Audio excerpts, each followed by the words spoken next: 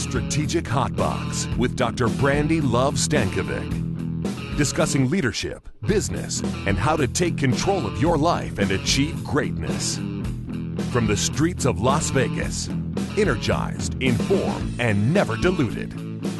It's time to kick some ass. Welcome to the Strategic Hotbox. It's your girl, Brandi Stankovic, and today's topic is one of my favorite topics, something I have dedicated my life to, and that is financial literacy. And we have some pretty cool subject matter experts that are going to be joining us here. The disclosures, the credit union banned the disclosures, and they're going to share a little bit of their journey together and what they've done together as well. So welcome. Let's get started. So as you know, the Strategic Hotbox is a place for learning, loving, and kicking ass. And in that, I wanted to share that I am forever a learner. I am always striving to try to be better, to help people around me be the best that they can be. And that's all what we want to accomplish in the learn section. In the love section, I'm going to bring to you leaders or people that are making a difference in whatever topic we're talking about. And so today, as I mentioned, it is the disclosures. And they're doing some pretty significant things in regards to financial literacy and helping young people manage their money. And then in Kick-Ass, I want to leave you with some things that you can do differently and how you can start making a difference in your life today. Because really, execution is everything. And without executing, it's all just been this really cool convo, and we've just hung out together for a half hour, right? And chatting about business. But it's about, like, what can we do next? How can we be making other people better and start spreading that impact? And financial literacy is so powerful. As a matter of fact, I think financial literacy is everything. I believe in it so much in the things that I do. I feel like it's one of the greatest challenges for people that are living out there. And especially when it comes to the youth coming up and trying to figure out their lives and balance their lives. And what is it that they're going to do with, student loan debt and just all of these major weights that we have as human beings that are coming down on our shoulders. When I went to college at the University in Nevada, Reno, I was overwhelmed with student loan opportunities and credit card debts and getting a free CD. And I don't know if I'm dating myself with the fact that they gave away CDs in college, but the fact that it was so easy to get really in debt. And combine that with my lack of understanding at the time, I was quickly drowning. Luckily, I had parents, the support of my family, to be able to step in and help me through that process. But most kids don't have that luxury. As a matter of fact, the Council for Economic Education states that 72% of parents feel reluctant to talk to their kids about their money. 72%. I don't know the exact statistics when it comes to sex, but it feels like that's darn near close, if not more, than what parents are, when they're having the conversation about the birds and the bees. Come on already, parents. It's time. And I think a lot of that might stem from their own understanding of the things that they're going through as human beings in finance as well. 76% of Americans are living paycheck to paycheck. So essentially just spending all that they make. And 47% couldn't come up with $400. $400 in any sort of emergency situation or any situation like that. Now tell me one emergency that costs less than $400. I mean, really, I think that these statistics are debilitating. It is really an issue that we're facing as human beings, as people, in the fact that we really have to get people with the power and tools that they need. With that in mind, I had the opportunity to speak, my first time ever, to speak to the Nevada Senate Committee on Education. I was incredibly nervous. Not many things make me nervous from a speaking standpoint anymore. I think that even being on the podcast every couple of weeks and coming to you, or webinars, or when I'm out speaking in a keynote or motivational capacity, I do it all the time. But I got to that Senate Committee and I was shaking and sweating and just all, nervous. But it was a really powerful experience, and I feel very thankful to have been given the opportunity to do that. And I want to share a little bit of a video with you. Before I do, I just want you to know that because I was so nervous, the second that I got the chance to talk, I sat down and I thought I was like an auctioneer. I'm like, hello, I'm just speaking so quickly. And I know you're thinking to yourself, is it possible for her to speak faster than she already is right now? But it's true. Scott, please roll the video. In 2003, Boulder Dam Credit Union and I created a financial literacy program in an effort to nurture financial freedom and to help with this issue and teach basic financial literacy principles and, of course, build those long-term relationships with the community. In a 3-hour Saturday session, we deliver life coaching and financial education for high school juniors and seniors, and we cover goal setting, budgeting, debit, credit, product knowledge. We also teach the important difference between credit unions, banks, and alternative finance. We create authentic dialogue with young people about concerning topics such as, what if I choose not to go to college? Or how much do babies really cost? What happens to my mom if now that she's lost the house? We talk about how much money impacts their life. We learn about their needs, and we always communicate that the only goal that we have for them is to know that they have a choice, that they are in charge of their financial future. Every example we use is based on issues and situations that they're facing. We teach the basics of financial management, but really it's about the basics of life. One student came to us in tears, and this was a few years ago, talking about how much this information would help his mom. They had lost their father, he had passed away, and with him passing, not only did they lose their primary source of income, but they also lost all of the financial knowledge of the household. And so our financial literacy program was providing that information for him. Such a powerful story there that I was sharing at the very end. And it was pretty incredible to have that student come and say, that he had lost, with losing the parent, they had lost the source of finance. And think about how many families are out there. Think about in your family, the things that you may take care of that your significant other might take for granted. And when the financial knowledge is there in one spouse, and if it's not there in the other, what would you do in that sort of sense? And so we were really fortunate to be able to provide the tools that they needed in their family. The consumer financial environment, so what we see as human beings in finance, is so saturated with choice. When you want to pay for something, you have a million options, whether it's an app or it's a different bank or a credit union or an alternate or a predatory lender.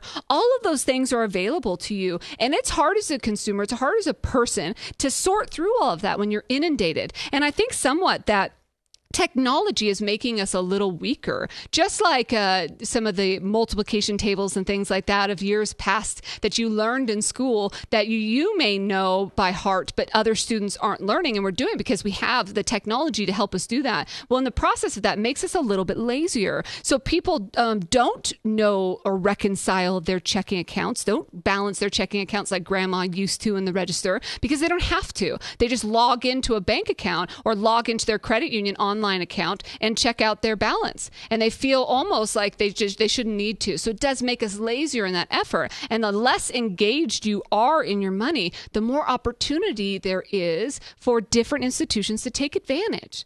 And that's why I was sharing to the Senate committee, and I believe so powerfully in what we're doing at Boulder Dam Credit Union, is that we want people to leave and knowing they have a choice.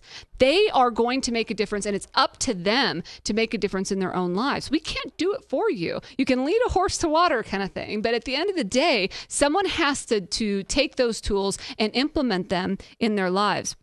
And we really do have an epidemic when it comes to debt. Student loan debt, as of today, is at $1.49 trillion.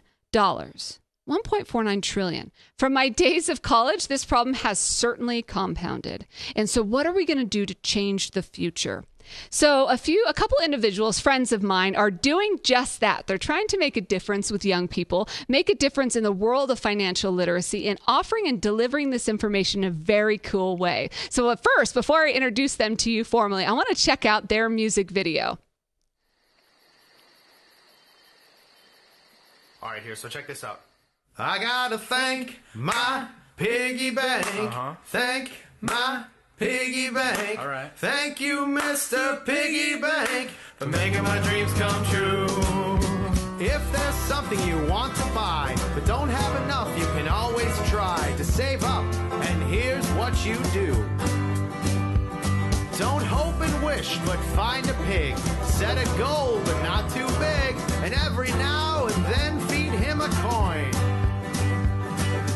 Got $2, put one away, so you can still have fun today, while saving up some money for something big. Find a coin on the floor, Maybe you just did some chores. Add a little to that piggy every day. I gotta thank my piggy bank. Thank my piggy bank. I love watching their videos. It's so incredible to see them dancing and having fun and spreading messages like thanking my piggy bank. I know my kids love to put money in their piggy bank. So I'd like to introduce you now to Chad Helminak and Christopher Morris, who are officially the members of the Disclosures, the band The Disclosures. Chad is a communication strategist at CUNA Mutual Group. He has his bachelor's in communication and public relations from the University of Wisconsin-Stevens Point. He's also a credit development educator, shout out to the DEs, and a DE Cooperative Spirit Award winner, a rock star, Credit Union Magazine, Trailblazer for CU Times, Trailblazer 40 Under, amazing gentleman, and his cohort partner in crime is Christopher Morris. He's the Director of Communications at the National Credit Union Foundation. He has his bachelor's in arts in teaching English and secondary language from the University of Illinois, Chicago. He's also a DE and won the DE Cooperative Spirit Award, also a rock star from CU Magazine, also a CU Times Trailblazer 40 Below, and a Y Cup Award winner. And both, of course, are my homies from DE. And so please join me in welcoming Christopher and Chad. Hello, gentlemen. Can I officially call you, just refer to you as the Disclosures? That's fine. And both of our names start with a C, so if you get us mixed up, it's happened before. And you're wearing similar color shirts, so that just happens. Yeah. Again, did you guys know each other in college? No, we met in 2009 with Credit Union Development Educator Training, which you're familiar with, and that was the first time we met, and shortly formed the band afterwards. Yeah. And is the band bringing you to superstardom? Do you have groupies and things just following you around? I mean, groupies is a strong word in the credit union world. I feel like I'm a groupie. Yeah, we've got fans, from coast to coast around the world. It's been an awesome journey. Yeah. When you're making the millions, or now that you are making the millions, just don't forget, your homies back, from back in the day, your DE homies. Yeah. So tell us about your, Chad, please tell us about the Disclosures and your journey then to where you are today. Sure. So as I mentioned, Chris and I met in 2009. We both had a passion for music and playing guitar, and also a passion for credit unions. So in 2010, this contest came up to develop a song about moving your money from a large bank, and the Wall Street and the fallout from the Great Recession was happening then, to come out with a song, a music video talking about moving your money to a credit union. So we did that. We didn't win the contest.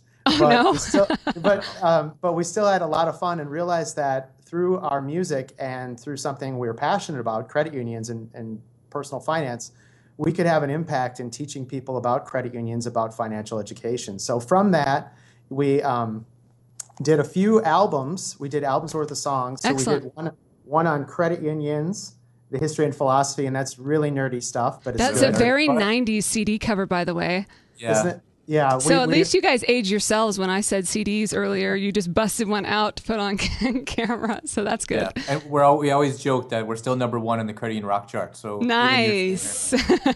Excellent.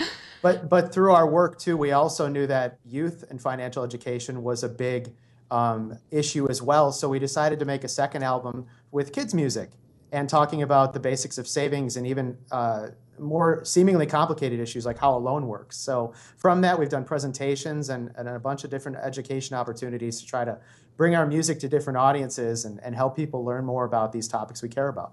Oh, that's excellent. So, Chris, then how does that play, and why is it important to have a mission, kind of a mission-driven and purpose in what you do? Do you feel like that plays a role?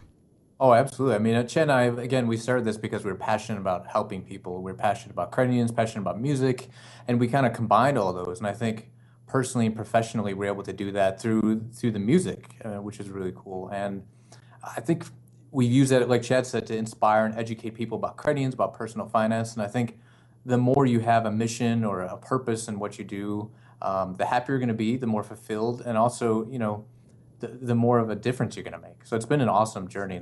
Again, 7 years. It's been awesome. 7 years. Wow. Yeah. I mean, I know you said the date, but 7 years. Wow, that really kind of sinks in. So what does financial literacy mean to you?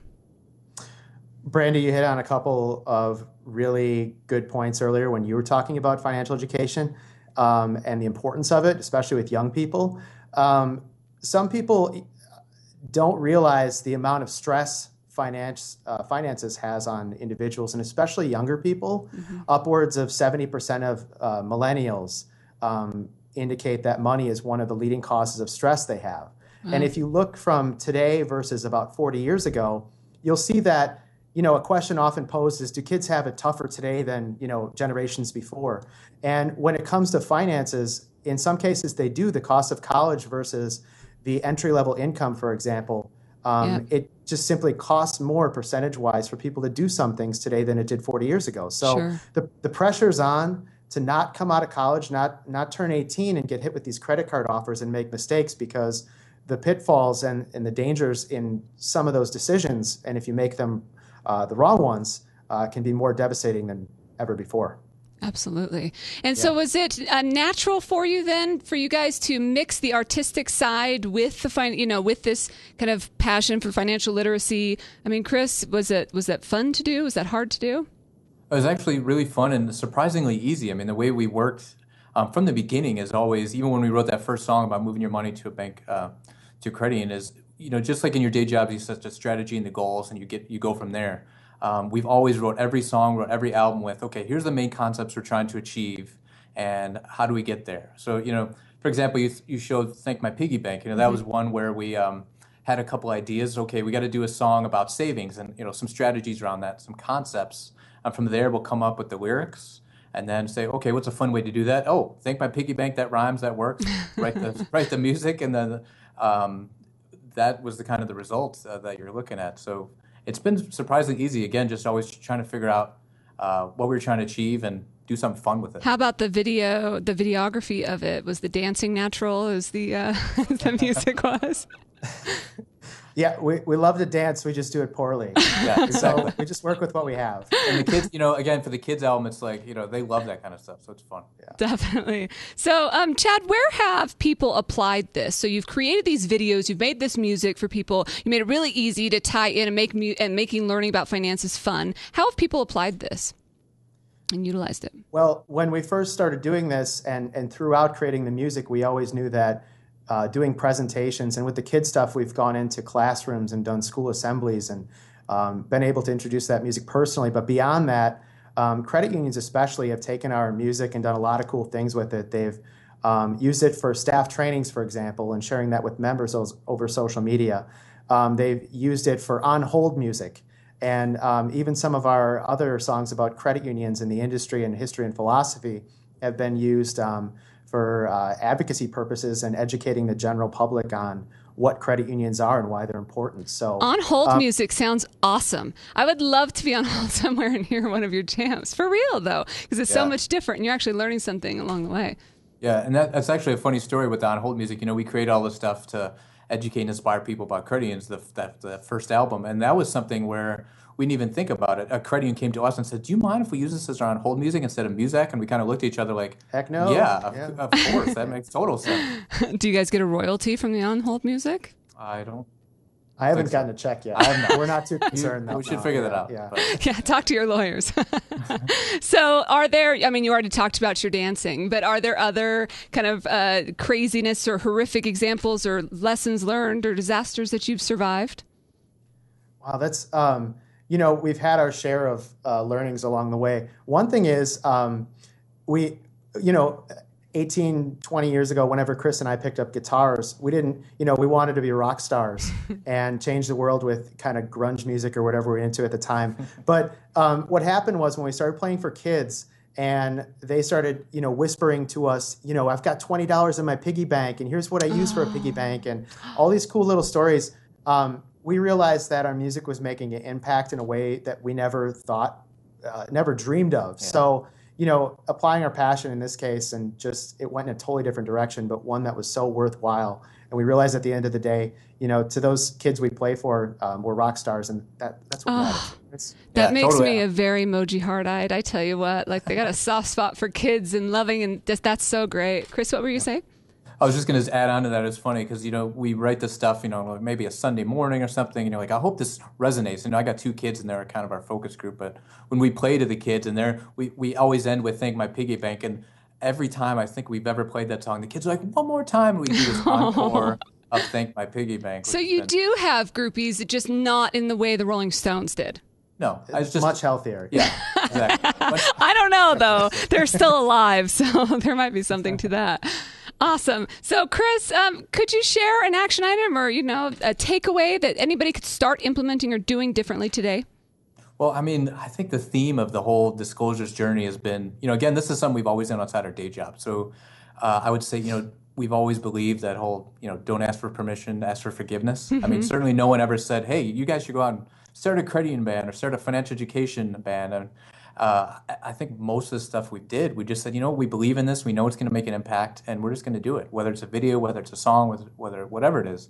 And every time, we believed in it, and it worked, and people saw it, and the response has been awesome. Because I think if we would have went and, asked the people that we needed to ask, hey, do you mind if we do a video on this particular advocacy issue or an important lobbying issue? They would have said, wait, you're a credit union band, you want to do what? Yeah. But then when we do it, boom, it's across every trade association, every big credit union website is using this video. So sometimes you just have to ask for forgiveness. Yes, that's amazing. And so if somebody wanted to download your music or be a part of your journey, how would they do that? So, I mean, we're up on the internet, obviously, the Googles.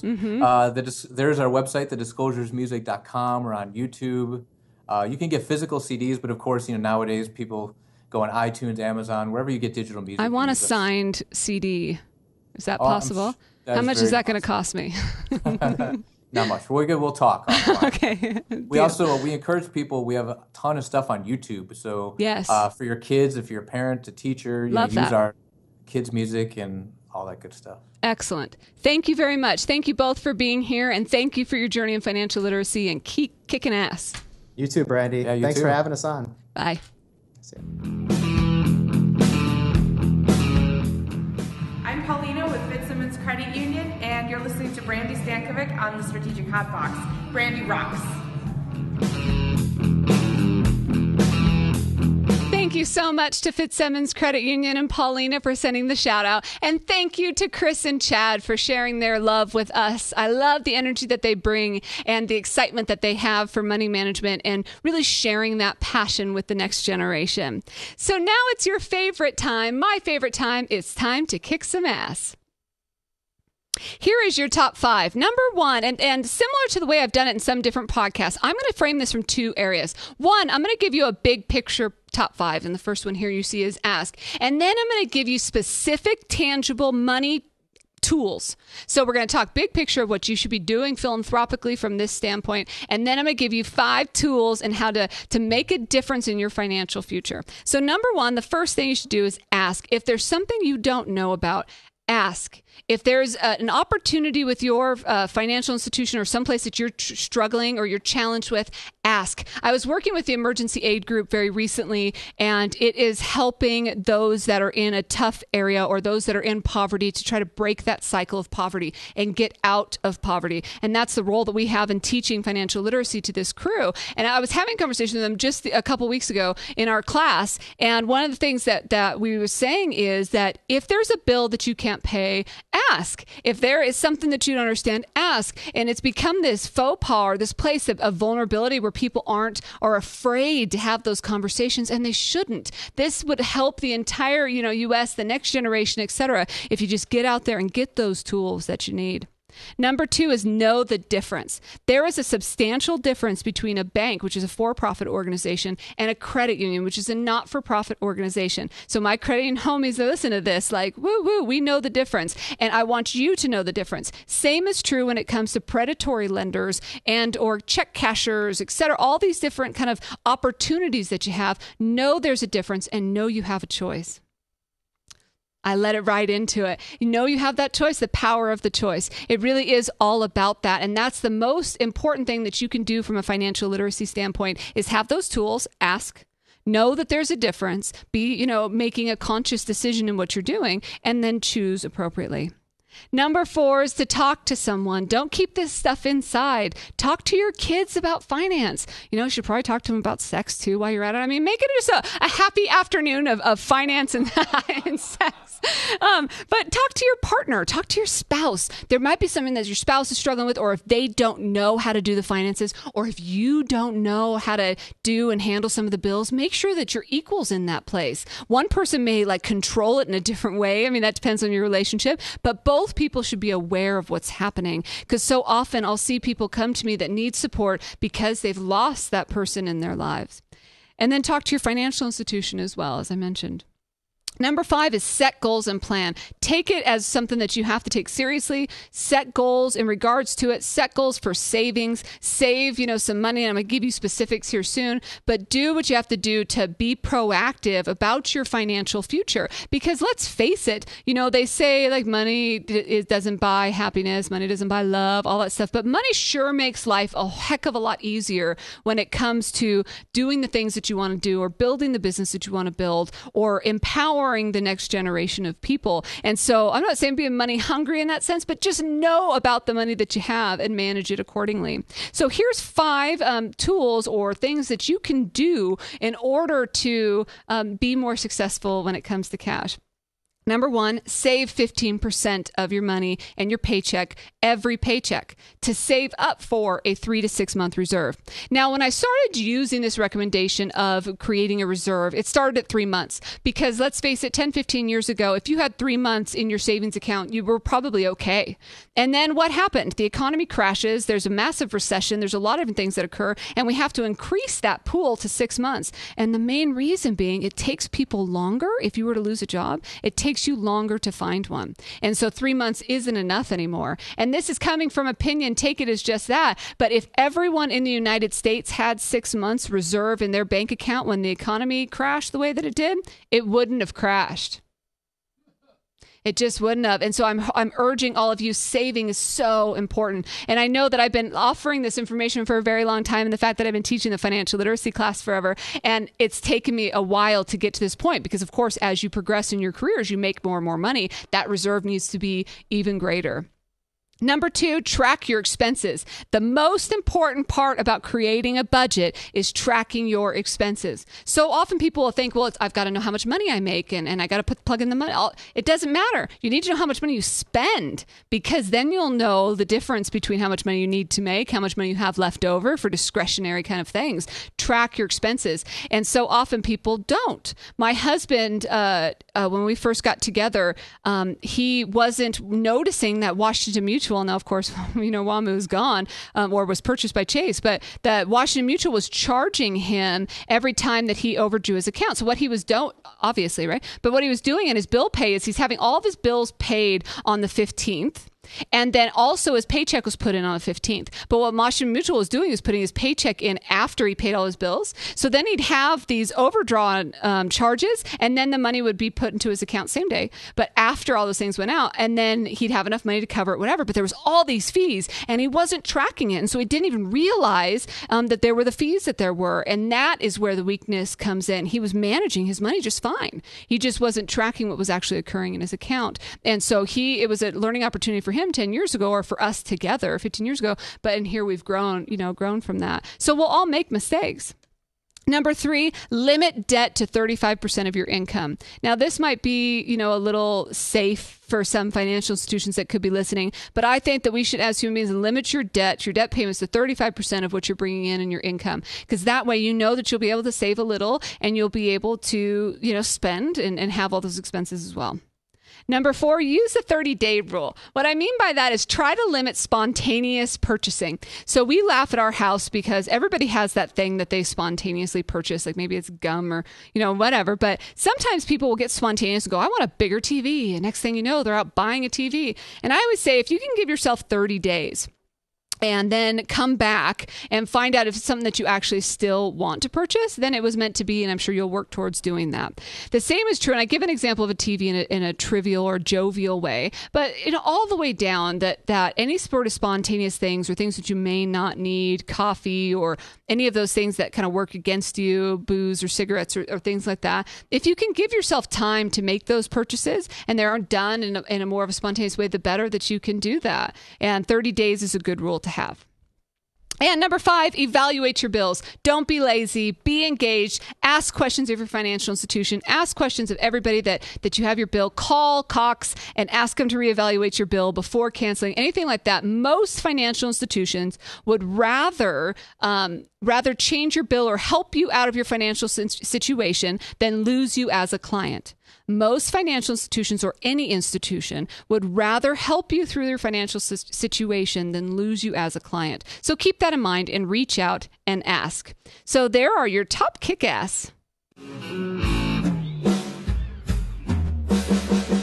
Thank you again to the Disclosures and Chad and Chris. We'd love to hear from you on the Strategic Hot Box on any feedback that you can give to us. So hit us up on Instagram or Twitter at Brandi Luv and at Strategic Hot Box, or email us at podcast@strategichotbox.com. Financial literacy is so important. Try to make some change in your life and make a difference in what you're doing today, or pass that on to the next generation, even if it's through song like Christopher and Chad.